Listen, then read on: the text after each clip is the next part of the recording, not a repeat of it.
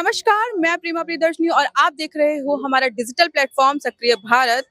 हम आ चुके हैं सीपी पे लोगों की राय लेने के लिए, लेकिन राय लेते-लेते हमें एक बहुत ही नामचीन हस्ती मिल गई और हमने सोचा कि इनसे ज़्यादा हमें कौन बारीकियों से बताएगा इस बारे में। तो मैम, पहले तो मोस्ट वेलकम आपका। धन्यवाद आपका। अब मैं आपसे ये पूछूंगी सीधे-सीधे, क्योंकि वक़्त पे बहुत बवाल मचा हुआ है।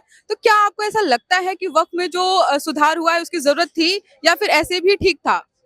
अगर सुधार की ना जरूरत होती तो ये बिल ही क्यों लाया जाता, और दोनों जगह पास हो गया। और इतने हर्षोल्लास का माहौल है, इतनी बारीकियों पे बात हुई है संसद में, तो इसमें तो कोई दो राय नहीं है कि बहुत जरूरत थी संशोधन की। और रही बात, अगर मुसलमानों से को कोई किसी भी मुसलमान को इससे कभी भी कोई फायदा हुआ होता तो आज ये दिन ही ना देखना पड़ता।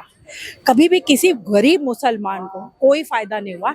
इन्होंने सिर्फ और सिर्फ 8 लाख से भी ज्यादा संपत्तियों पे कब्जा किया है। जहां आज हम और आप खड़े हैं, कल को अगर इस पे भी वो हाथ रख दे तो ये उनकी हो जाती है। ऐसा इन्होंने कई जगहों पे किया है और वो केस भी कोर्ट में नहीं जा सकते। ट्रिब्यूनल कोर्ट में कितने केसेस पड़े, और खुद मुसलमानों के केसेस पड़े हैं, और वो हजारों की संख्या में मुसलमान खुद लड़ रहे हैं इन केसेस को। तो इन्होंने किसी का भला किया ही नहीं, आज तक नहीं किया। तो हम कैसे सोच सकते हैं ये मुसलमानों की भलाई के लिए था। बाकी आप समझदार हैं, देश समझदार है, देश सब समझता है।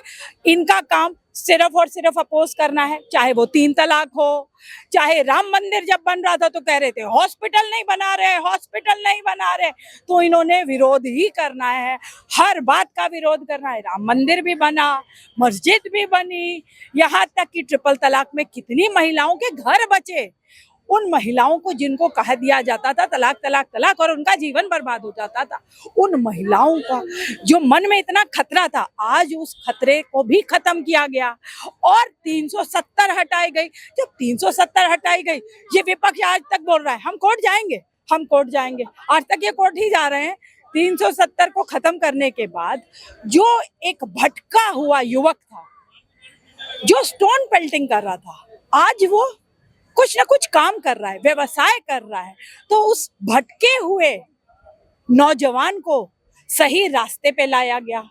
जो कितनी ज्यादा आप देखते थे वहां पे पैसों की कितना लेन देन होता था वहां पर, और कैसे वहां से ब्लैक का मनी आता था वहां पर, एंटी सोशल एक्टिविटीज को करने के लिए उन पर रोक लगाई गई सरकार द्वारा। तो सरकार जब भी इस देश की भलाई के लिए कोई एक कदम उठाती है तो ऐसे लोग जो एंटी सोशल मैं कहूंगी या एंटी इंडिया कहूंगी मैं, ये जो एंटी इंडिया फोर्सेस है, जिनको ये बर्दाश्त ही नहीं होता कि देश सही दिशा में चले, या मोदी हेट्रेट मैं कह लूं कि अच्छा मोदी जी लेके आए हैं तो उन्होंने कुछ ना कुछ अपोजिशन में खड़े होना है और बवाल मचाना है। ये बवाल मचाते रहें, वो काम करते रहते हैं, उनको कोई फर्क नहीं पड़ता। ये जितना मर्जी बवाल मचाए वो उतना ही ज्यादा अच्छा काम करके देखते हैं।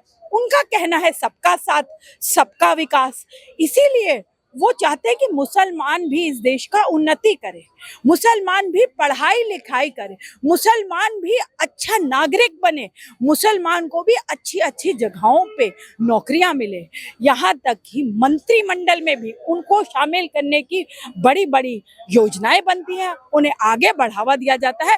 और वो दिन दूर नहीं जब यही मुसलमान इस बात को खुलेआम कहेंगे, और अभी कह भी रहे हैं, लेकिन जो नहीं भी कह रहे हैं वो भी कहेंगे। आप वेट करिए थोड़ा, जब अभी सुधार और आएंगे तब आपको पता चलेगा कि असली में देश का विकास क्या होता है, डेवलपमेंट क्या होता है, सही दिशा में कार्य करना किसे कहते हैं। वो मोदी जी को आता है और वो करके दिखाते हैं। विपक्ष ये कह रहा है कि इनके खुद की पार्टी में कोई मुस्लिम महिलाएं नहीं हैं और ये मुस्लिमों को अधिकार दिलाने की बात कर रहे हैं। मुस्लिम महिलाओं के पैरों में बेड़ियां, हिजाब हिजाब हिजाब हिजाब करके ये तो खुद ही डालते हैं, इनके लीडर डालते हैं, इनके स्कॉलर्स डालते हैं। मुझे याद है मैंने अनगिनत डिबेट्स किए थे और मैंने वहां पर ही ऐलान किया था, इनसे रिक्वेस्ट किया था कि जितने मुस्लिम स्कॉलर्स हैं वो एक दिन एक जगह एकजुट हो जाएं। मैं उनसे बात करना चाहती हूँ, मैं उन्हें समझाना चाहती हूँ, आप अपनी बेटियों को आगे नहीं बढ़ने दे रहे, आप अपनी बेटियों को हिजाब में आज भी आपने उन्हें बेड़ियों में अटका के रखा, उन्हें आगे नहीं बढ़ने दे रहे। आप जब आप बेटियों को आगे नहीं बढ़ने दे रहे तो उनकी रिप्रेजेंटेशन की बात ही कैसे कर सकते? वो तो ये भी कह रहे हैं कि जब वक्फ बोर्ड में उन जो नॉन मुस्लिम है उनकी तो कोई नीड ही नहीं है।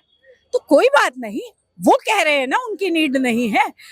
जब उनकी नीड इनको थोड़े दिनों बाद पता चल जाएगी किस लिए नीड है, तब ये मान जाएंगे। कोई बात नहीं, कोई भी चेंज आता है तो थोड़ा तू मैं ये जो भी इनकी तरफ से कुछ लोग वो भी जो सिर्फ मुस्लिम अपीजमेंट की राजनीति करते हैं, ये बवाल सिर्फ उस तरफ से उठ रहा है और ये कुछ दिनों बाद अपने आप शांत हो जाएंगे, चिंता ना करिए।